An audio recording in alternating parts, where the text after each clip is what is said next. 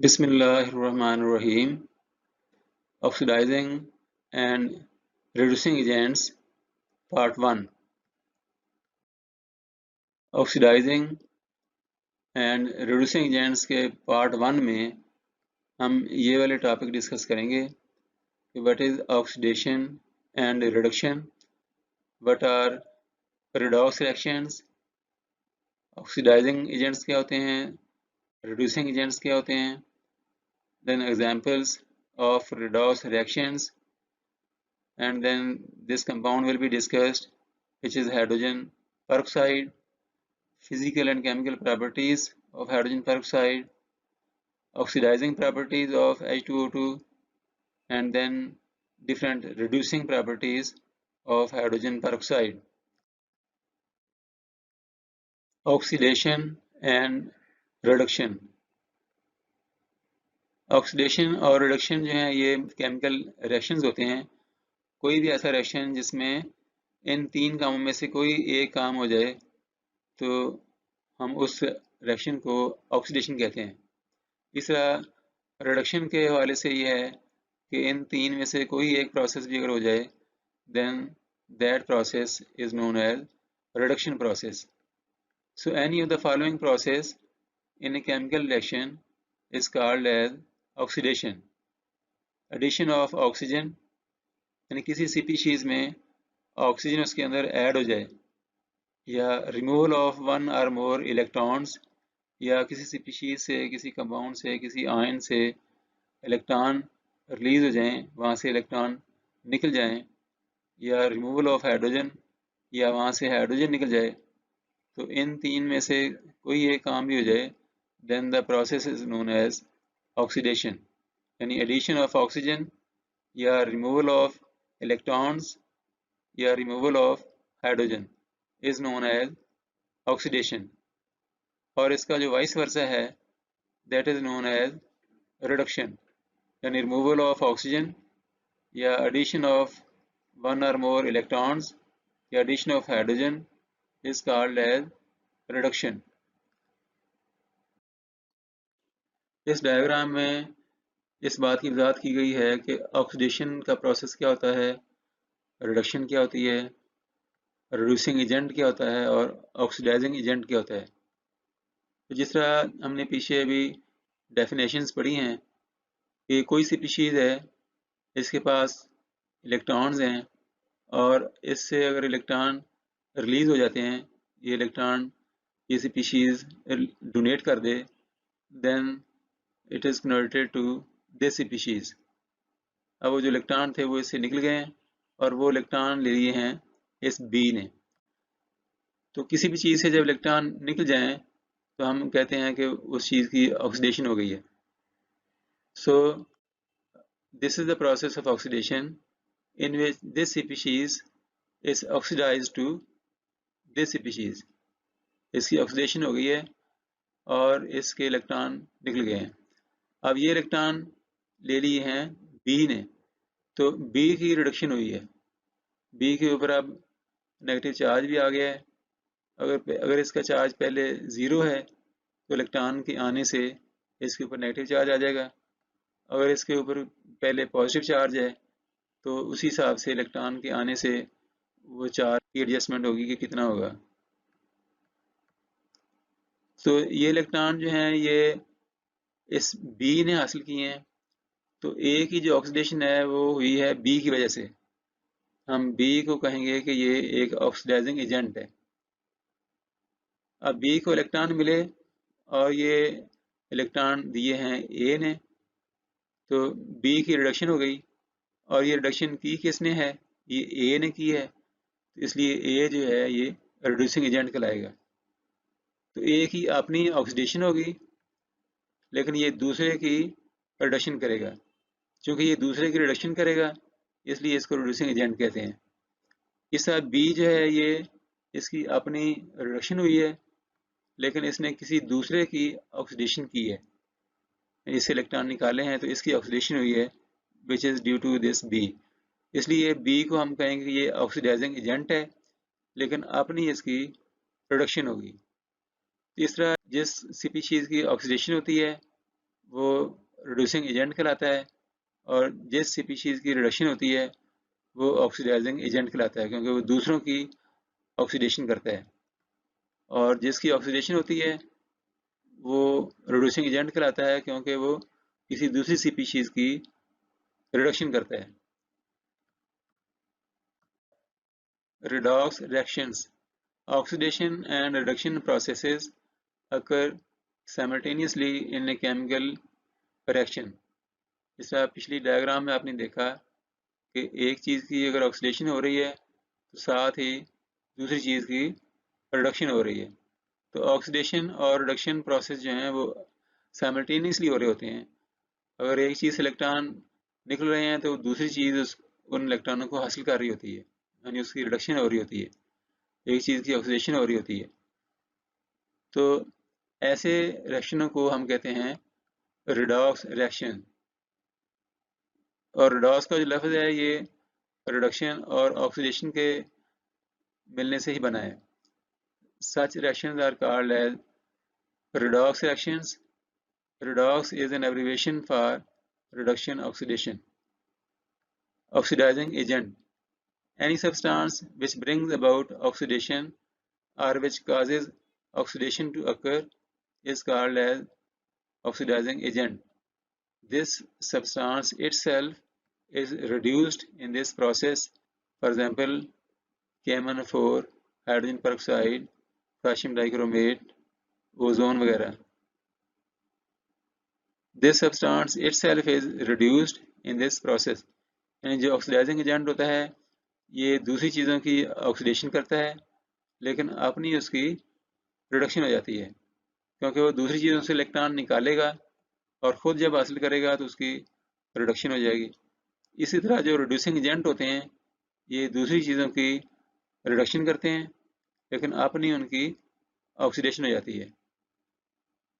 Any substance which brings about reduction or which causes a reduction to occur is called as reducing agent. This substance itself is oxidized in this process.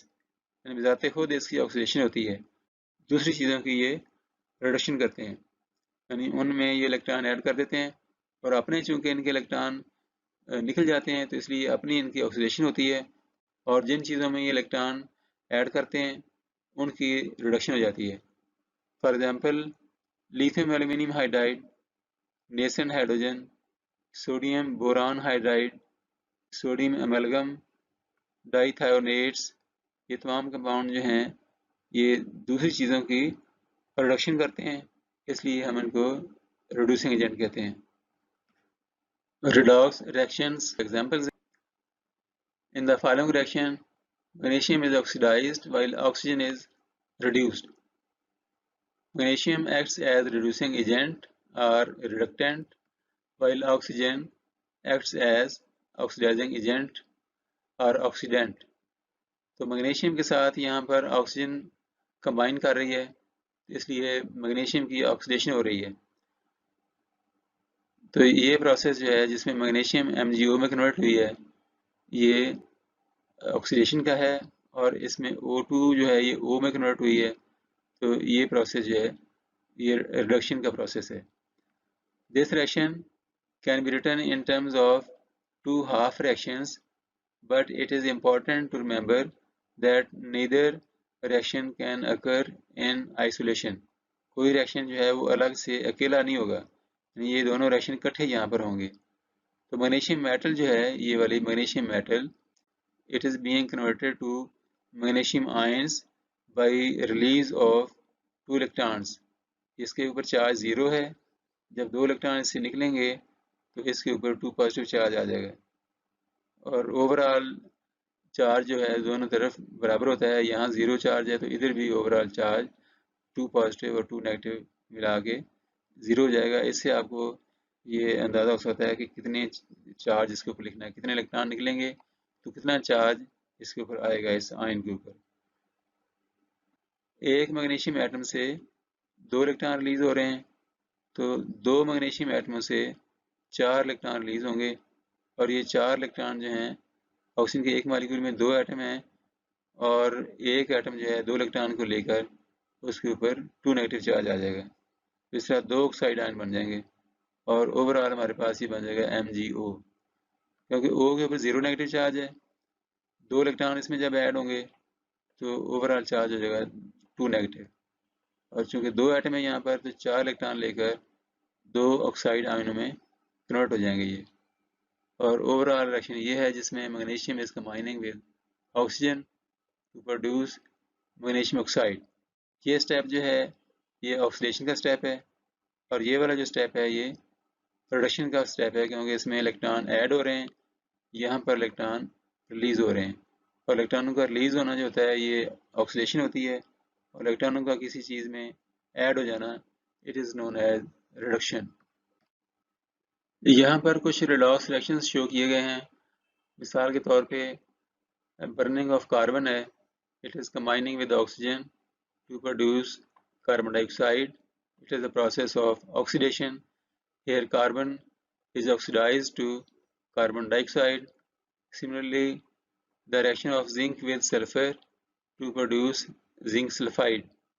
इसमें zinc से 2 electron release होंगे, sulphur in 2 इलेक्ट्रॉनों को हासिल करके sulphide में convert होगी, and in this way we get zinc sulfide. Here zinc is being oxidized to zinc sulfide. Iron oxide is combining with carbon monoxide to produce iron and carbon dioxide. चूँकि iron से oxygen निकल गई है and the release of oxygen is reduction. So iron oxide is reduced to iron metal. Iron oxide is reduced to iron metal and CO is oxidized to CO2. क्योंकि ये जो oxygen यहाँ से निकली है it is combining with carbon monoxide to produce carbon dioxide. So carbon monoxide is oxidized and iron oxide is reduced to iron metal and CO is oxidized to CO2. Similarly, in this case, iron is converted to iron oxide. So iron is combining with oxygen to produce iron oxide, which is known as rust. So iron is being oxidized in this reaction to produce iron oxide. Here are some more examples of redox reactions. H2O2 is converted to H2O and oxygen. So oxygen of H2O2 is being released. So hydrogen peroxide is reduced and it will oxidize other substances. जो oxygen यहाँ पे release हो रही है ये किसी और चीज़ के साथ मिलेगी तो उसकी ऑक्सीडेशन हो जाएगी, और H2O2 की अपनी यहाँ पर रिडक्शन हो रही है। तो इसलिए जो H2O2 है ये एक ऑक्सीडाइजिंग एजेंट के तौर पे काम करता है, ये दूसरी चीज़ों की ऑक्सीडेशन करेगा और उस रिएक्शन में अपनी इसकी रिडक्शन होगी। जैसे यहाँ जिंक आयन जो हैं they are accepting 2 electrons to produce zinc atoms. Zinc metal जिसके ऊपर अब 0 चार्ज है, 2 पॉजिटिव चार्ज 2 नेगेटिव जब कंबाइन होंगे तो we will get 0 charge. Zinc ions are reduced to zinc metal. In this case, a zinc metal is reacted with copper ions and we get zinc ions and copper metal.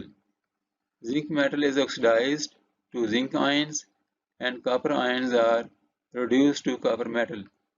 यहाँ zinc के atom से 2 electron release होंगे जिनको copper के ion हासिल करेंगे, तो zinc के एटम इलेक्ट्रॉन रिलीज करके they will be converted to zinc ions. और चूँकि यहाँ इलेक्ट्रॉन रिलीज हो रहे हैं इसलिए ये प्रोसेस ऑक्सीडेशन का है। कॉपर के आयन इलेक्ट्रॉन एक्सेप्ट कर रहे हैं and they are converted to copper metal. चूँकि यहाँ पर इलेक्ट्रॉन जो हैं वो ऐड हो रहे हैं इसलिए ये रिडक्शन है। So copper ions are reduced to copper metal. Similarly, manganese ions are combined with hydrogen peroxide and we get Mn4 positive ions along with OH negative ions. So Mn2 positive ions are oxidized to Mn4 positive ions, क्योंकि यहाँ से 2 electron मजीद निकलेंगे तो तब हमारे पास ये 4 positive charge आएगा। तो वो जो 2 इलेक्ट्रॉन है वो ये O इसमें जो ऑक्सीजन है वो हासिल कर लेगी and we will get hydroxyl ions. In this way H2O2 is being reduced to OH negative ions and Mn2 positive ions are oxidized to Mn4 positive ions. Hydrogen peroxide. Hydrogen peroxide is a very common compound और ये इस तरह आप समझ लें कि H2O में एक ऑक्सीजन और ऐड हुई होती है और इस कंपाउंड को हम हाइड्रोजन पेरोक्साइड कहते हैं और ये मोस्ट कॉमन किस्म का एक ऑक्सीडाइजिंग एजेंट है और बाद रिएक्शनों में ये रिड्यूसिंग एजेंट के तौर पर भी काम करता है और ये मार्केट में हाइड्रोजन पेरोक्साइड के नाम से इजीली अवेलेबल है। Hydrogen peroxide is a colorless liquid soluble in water. It is reasonably stable when pH is below 7 but tends to become unstable as alkalinity increases. The molecular weight of hydrogen peroxide is 34 क्योंकि इसका जो molecular formula है वो है H2O2 और ये colorless liquid है जिस तरह आप इस डायग्राम में देख सकते हैं। Physical properties of hydrogen peroxide. It is a colorless syrup, colorless liquid with density of 1.64 at 0 degree centigrade, possessing a smell resembling to that of nitric acid. It is soluble in water, alcohol and ether. It melts at minus 9.91 degree centigrade. यानी इसका melting point जो है वो -9.9 है। At ordinary conditions, it is gradually decomposed to give oxygen. ऐसा ऐसा ये decompose होता रहता है और इससे ऑक्सीजन निकलती रहती है। इसलिए जिस बर्तन में भी इसको आप स्टोर करते हैं उसके एक सुराख लाजमी रखना चाहिए ताकि जो ऑक्सीजन वहाँ बने वो रिलीज़ होती रहे। अगर वो एयर टाइट आप बर्तन कर देंगे तो हो सकता है कि ऑक्सीजन उसके अंदर जब जमा हो तो उसके फटने का डर होता है। It is regarded as feebly acidic substance. Anhydrous H2O2 however does not turn blue litmus red. यानी anhydrous H2O2 जो है उसे blue litmus जो है वो red में कन्वर्ट नहीं होता। Chemical properties of hydrogen peroxide. It is very powerful oxidizing agent as well as reducing agent. It decomposes on heating. It gives oxygen readily and thus serves as oxidizing agent. यानी इससे ये nascent oxygen निकलती है जो दूसरी चीज़ों की oxidation करेगी और साथ हीट भी रिलीज होती है 23.447 किलो कैलोरी पर मोल। It is not stored in glass bottles but in paraffin wax coated bottles to avoid its decomposition by alkali oxide present in glass. Oxidizing properties of hydrogen peroxide. It acts as a powerful oxidizing agent due to loosely bounded oxygen atom which is easily separated on heating. इसमें एक oxygen जो है वो easily release हो जाती है जो दूसरी चीज़ों की ऑक्सीडेशन करेगी। It oxidizes acidified fresh ferrous salts to ferric salts. यानी जो ferrous salts हैं वो ferric salt में कन्वर्ट हो जाते हैं। यानी इसमें जो आयरन है इसकी वैलेंसी 2 पॉजिटिव है, ये फेरस आयन है और यहाँ पर जो आयरन है इसकी वैलेंसी 3 पॉजिटिव है, ये फेरिक आयन है। तो फेरस से फेरिक बन जाता है और ये फेरस से फेरिक तब बनेगा जब इसे एक इलेक्ट्रॉन मजीद यहाँ से रिलीज होगा और इलेक्ट्रॉन का जो रिलीज होना है that is oxidation. So hence the net reaction is given as FeSO4 is converted into Fe2SO4 thrice. This is ferric sulfate. This is ferrous sulfate. And H2O2 is converted to water. इसमें जो oxygen है ये 2 negative इसकी valency है, यहाँ पर जो oxygen है इसकी वैलेंसी 1 नेगेटिव है। तो 1 नेगेटिव से 2 नेगेटिव तब होगी जब इसमें एक इलेक्ट्रॉन मजीद ऐड होगा। वो इलेक्ट्रॉन यहाँ से हासिल होता है आयरन से, जो फेरस आयन से, वो इसमें ऐड हो जाता है जिससे ये O1 नेगेटिव से O2 नेगेटिव हो जाती है और इस तरह जो फेरस है ये कन्वर्ट हो जाता है फेरिक में। इस तरह H2O2 की अपनी रिडक्शन हो जाती है और फेरस सल्फेट की ऑक्सीडेशन हो जाती है। इसी इक्वेशन की ज़रा मज़ीद यहाँ वजाहत की गई है कि किस तरीके से ऑक्सीडेशन हो रही है और कौन सी चीज़ रिड्यूस हो रही है, कौन सी चीज़ ऑक्सीडाइज हो रही है। So Fe2 positive ions are being converted to Fe3 positive ions. इसका ऑक्सीडेशन नंबर यहाँ पे 2 पॉजिटिव है और ये ऑक्सीडेशन नंबर निकालना इंतहाई आसान होता है। आपको पता होगा कि सल्फेट आयन जो होता है उसके ऊपर 2 नेगेटिव चार्ज होता है, उसकी वैलेंसी 2 नेगेटिव होती है और इसको न्यूट्रल करने के लिए जाहिर है कि Fe के ऊपर 2 पॉजिटिव होगी तो फिर ये ओवरऑल मालिक्यूल जो है ये न्यूट्रल होगा, क्योंकि फेरस सल्फेट के ऊपर कोई चार्ज नहीं होता, इसलिए ये फेरस सल्फेट के ऊपर नेट चार्ज चूँकि ज़ीरो है। तो अगर सल्फेट पर 2 नेगेटिव है तो फिर इसके ऊपर 2 पॉजिटिव होगा तो तब ही ओवरऑल चार्ज ज़ीरो होगा। तो इस तरीके से आप अंदाज़ा लगा सकते हैं कि किसी भी कंपाउंड के अंदर जो एटम्स मौजूद हैं उनके ऊपर चार्जेस कितने कितने हैं और उन चार्जेस को ही हम ऑक्सीडेशन नंबर कहते हैं। जैसा ये H2SO4 है, इसमें ऑक्सीजन पर 2 नेगेटिव चार्ज होता है और इसका सल्फर का चार्ज भी आप निकाल सकते हैं और हाइड्रोजन पर आमतौर पे 1 पॉजिटिव चार्ज होता है। तो इस यहाँ पे इसमें देखें तो चूंकि हाइड्रोजन पर 1 पॉजिटिव चार्ज होता है तो 2 हाइड्रोजन है, लिहाजा यहाँ पे ओवरऑल चार्ज हो गया 2 पॉजिटिव और ये ओवरऑल मॉलिक्यूल चूंकि न्यूट्रल है इसलिए इसके ऊपर जो चार्ज होगा वो 2 नेगेटिव होगा, 2 पॉजिटिव यहाँ पर और 2 नेगेटिव यहाँ पर। और ये 2 नेगेटिव चार्ज जो है ये 2 एटमों पर है, 2 ऑक्सीजन के एटमों पर है, इसलिए एक एटम के ऊपर 1 नेगेटिव चार्ज होगा, यानी ऑक्सीजन के एक एटम पर 1 नेगेटिव होगा तो ओवरऑल ये बन जाएगा 2 नेगेटिव, चूँकि ऑक्सीजन के एटम 2 हैं और हाइड्रोजन का ओवरऑल चार्ज 2 पॉजिटिव और ऑक्सीजन का ओवरऑल चार्ज 2 नेगेटिव और ओवरऑल मॉलिक्यूल जो है वो न्यूट्रल हो जाएगा।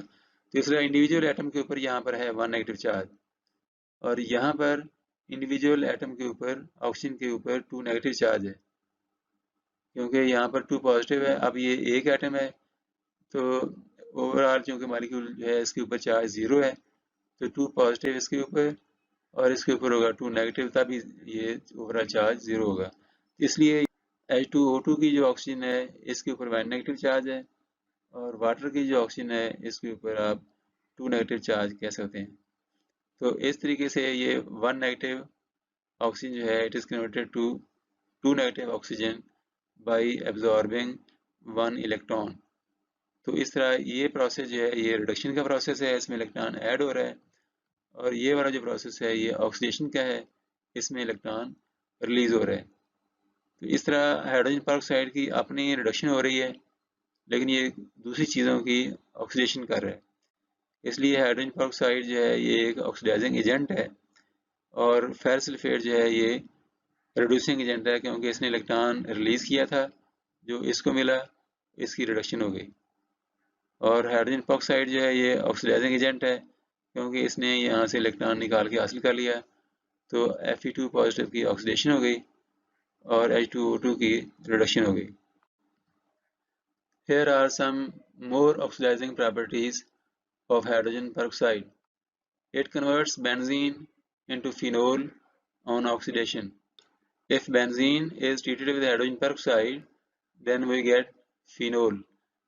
चूँकि इसमें ऑक्सीजन ऐड हो रही है बेंजीन में, तो बेंजीन की ऑक्सीडेशन हो रही है and it is being converted to phenol और H2O2 की ऑक्सीजन रिलीज हो रही है तो इसकी रिडक्शन हो रही है and H2O2 is converted to H2O on reduction.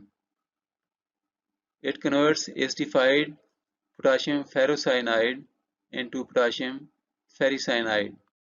ये जो कंपाउंड है इसका नाम है पोटाशियम फेरोसाइनाइड और इसका नाम है पोटाशियम फेरिसाइनाइड, क्योंकि इसमें आयरन की जो वैलेंसी है वो है 2 पॉजिटिव और ये फेरस की फॉर्म में है। यहाँ पर आयरन की वैलेंसी 3 पॉजिटिव है और ये फेरिक की फॉर्म में है, इसलिए इसका नाम है फेरिसाइनाइड और इसका नाम है फेरोसाइनाइड। तो Fe की 2 पॉजिटिव वैलेंसी किस तरह है वो आप अंदाज़ा आराम से इस तरह लगा सकते हैं कि Cn के ऊपर साइनाइड आयन के ऊपर हमेशा 1 नेगेटिव चार्ज होता है, तो कुल 6 आयन है तो 6 नेगेटिव का चार्ज यहाँ हो गया और पोटाशियम के ऊपर हमेशा 1 पॉजिटिव होता है, ये पहले ग्रुप से है और पहले ग्रुप के जितने भी एलिमेंट्स हैं उनकी वैलेंसी 1 पॉजिटिव होती है। तो 4 पॉजिटिव का यहाँ पे हो गया चार्ज, 6 नेगेटिव का यहाँ हो गया, और फिर यहाँ पे 2 पॉजिटिव ही अगर होगा तो फिर ओवरऑल चार्ज 0 बनेगा। ओवरऑल चार्ज इसके ऊपर 0 है क्योंकि ये न्यूट्रल मॉलिक्यूल है, तो इसलिए ओवरऑल चार्ज 0 करने के लिए अगर ये 4 पॉजिटिव है और ये 6 नेगेटिव है तो इसके ऊपर फिर 2 पॉजिटिव बचता है। तो इस तरह ये किसी भी मॉलिक्यूल में आप किसी भी एटम का ऑक्सीडेशन नंबर आराम से निकाल सकते हैं। ऑक्सीजन के ऊपर यहाँ पर 2 नेगेटिव चार्ज है और हाइड्रोजन पेरोक्साइड में ऑक्सीजन पर 1 नेगेटिव चार्ज है। वो इस तरह आप कैलकुलेट करेंगे कि हाइड्रोजन के ऊपर 1 पॉजिटिव होता है तो 2 हाइड्रोजन है, तो ओवरऑल पॉजिटिव चार्ज हो गया 2 पॉजिटिव। तो H2O2 का मॉलिक्यूल चूँकि न्यूट्रल है, इसके ऊपर ओवरऑल चार्ज 0 है। अगर ये 2 पॉजिटिव है तो यहाँ पर 2 नेगेटिव होगा, और वो 2 नेगेटिव 2 एटमों का होगा, और ऑक्सीजन के एक एटम का फिर चार्ज जो है वो 1 नेगेटिव होगा। यानी ये चार्ज लिखा हुआ है ये पर एटम लिखा हुआ है, एक एटम का चार्ज, और ओवरऑल यहाँ पे 2 एटम ऑक्सीजन के हैं, 2 एटम हाइड्रोजन के हैं। अगर 2 हाइड्रोजन एटमों का चार्ज 2 पॉजिटिव है तो 2 ऑक्सीजन के एटमों का चार्ज फिर 2 नेगेटिव होना चाहिए, और एक एटम के लिहाज से फिर ये 1 नेगेटिव होगा। और वाटर के केस में यहाँ पे ऑक्सीजन के ऊपर 2 नेगेटिव होगा क्योंकि ओवरऑल चार्ज वाटर के ऊपर 0 है। हाइड्रोजन के 2 एटमों का चार्ज 2 पॉजिटिव होगा तो फिर इसके ऊपर 2 नेगेटिव होगा, तो फिर ओवरऑल 0 चार्ज आएगा। इसलिए ये वाटर के एक ऑक्सीजन के ऊपर 2 नेगेटिव शो करना पड़ेगा, और यहाँ पर आयरन के ऊपर 3 पॉजिटिव चार्ज है। वो किस तरह के साइनाइड के ऊपर 1 नेगेटिव होता है, 6 साइनाइड हैं तो 6 नेगेटिव यहाँ हो गया, और पोटाशियम का यहाँ 3 पॉजिटिव हो गया। पोटाशियम के एक एटम के ऊपर 1 पॉजिटिव होता है तो ये 3 पॉजिटिव यहाँ हो गया, 6 नेगेटिव यहाँ हो गया, फिर यहाँ पर ऑटोमेटिकली 3 पॉजिटिव रखेंगे तो फिर ही ओवरऑल चार्ज 0 बनेगा। तो इस तरह Fe2 पॉजिटिव जो आयन है they are converted to Fe3 positive ion by releasing one electron, and this process is oxidation. So that one electron is absorbed by this oxygen and it is converted to 2 negative ion, and this process is reduction because electron is being accepted by the species. So hydrogen peroxide is acting as oxidizing agent, ये दूसरी चीज़ों की oxidation कर रही है और अपनी इसकी जो है रिडक्शन हो रही है। Potassium ferrocyanide is acting as reducing agent, और अपनी इसकी ऑक्सीडेशन हो रही है क्योंकि ये इलेक्ट्रॉन रिलीज इसने करना है। वो इलेक्ट्रॉन रिलीज का जो प्रोसेस है वो ऑक्सीडेशन है, और वो इलेक्ट्रॉन जो रिलीज हुआ वो दूसरी चीज़ की करेगा रिडक्शन। इसलिए ये खुद बजाते खुद ये रिड्यूसिंग एजेंट है, लेकिन अपनी इसकी ऑक्सीडेशन होगी। Oxidizing properties of H2O2. Lead sulfide changes to lead sulfate and lead oxide changes to lead dioxide. PbS जो है ये H2O2 से मिलकर बनाएगा lead sulfate PbSO4, और PbO जो है जो lead oxide है it is converted to lead dioxide. तो इस तरह इस lead oxide के अंदर ऑक्सीजन ऐड हो रही है और इसकी ऑक्सीडेशन होकर we are getting lead dioxide.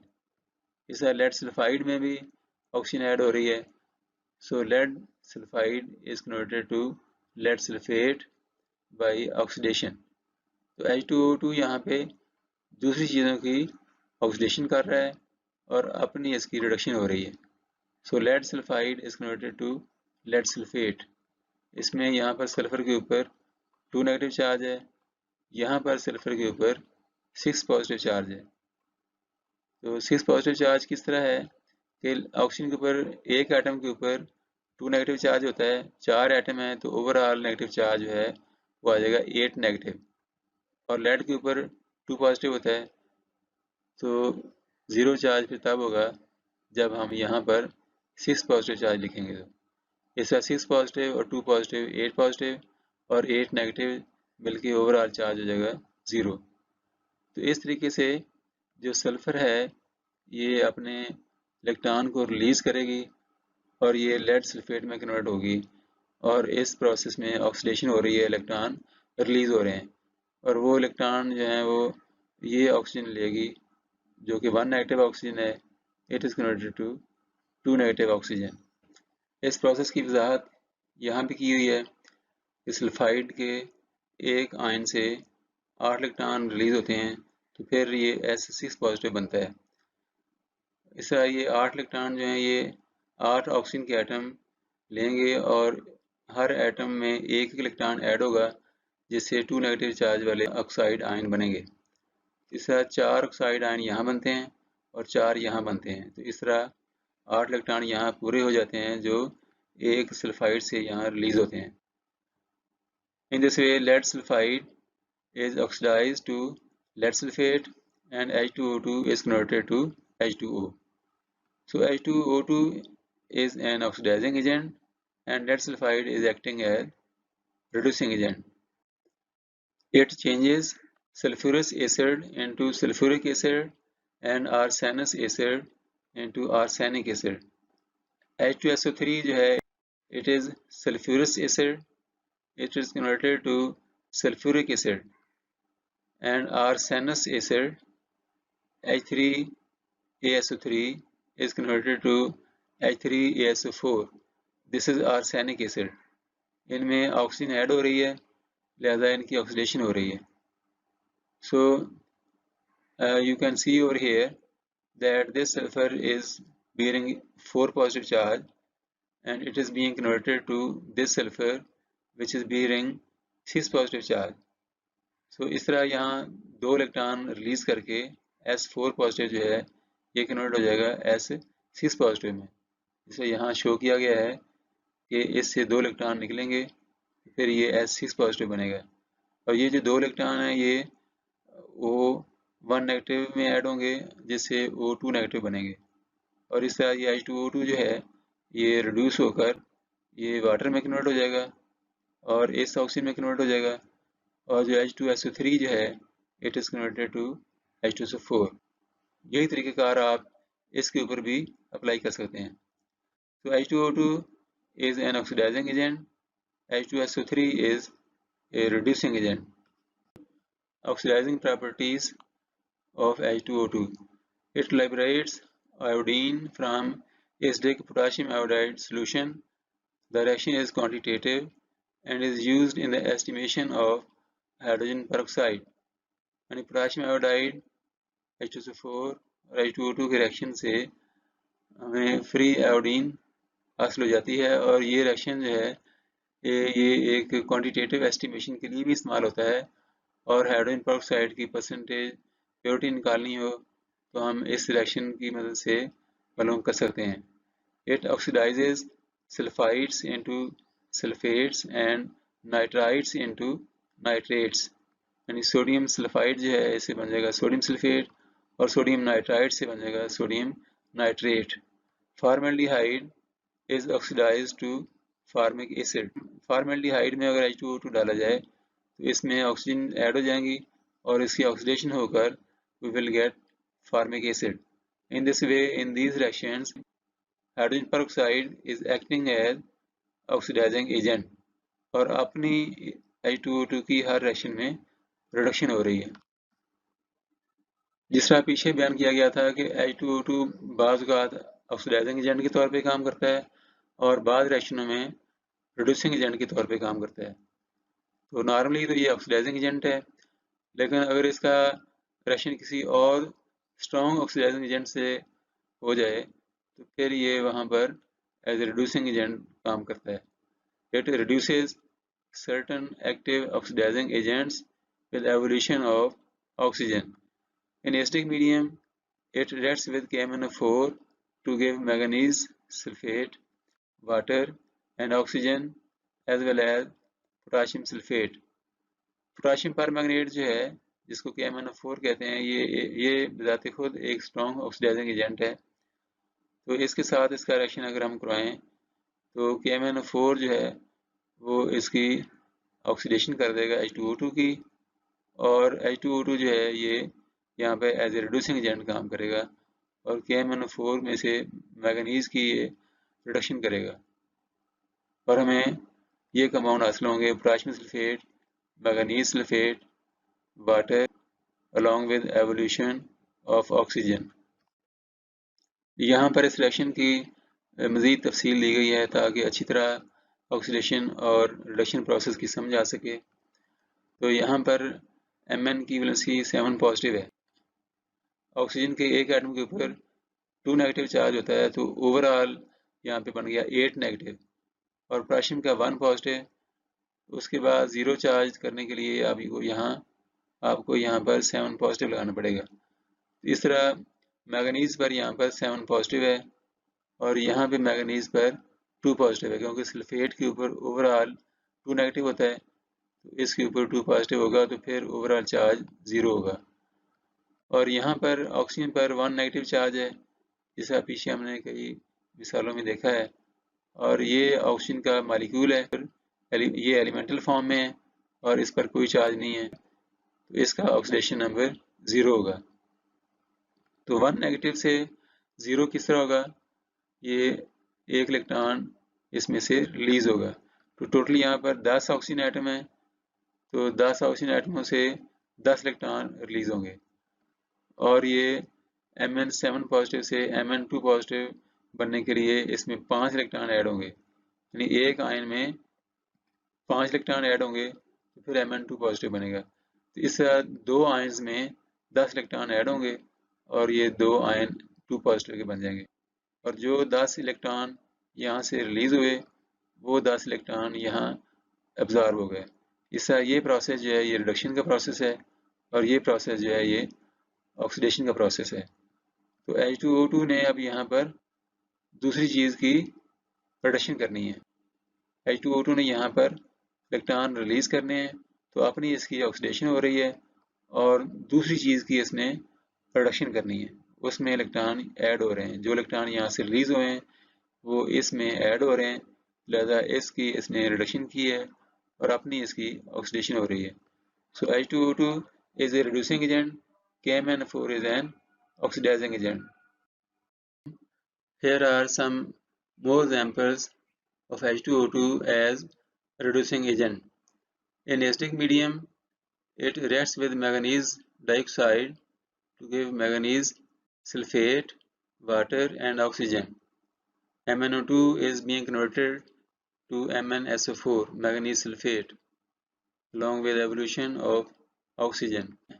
It reduces NaOCl and NaOBr. This is bleaching solution which is converted to sodium chloride, water and oxygen. When we treat this bleaching solution with H2O2, then we get these compounds. And in the same way, if H2O2 is treated with NaOBr, then we get similar compounds, sodium bromide, water and oxygen. Chlorine and bromine react with hydrogen peroxide to form their acids.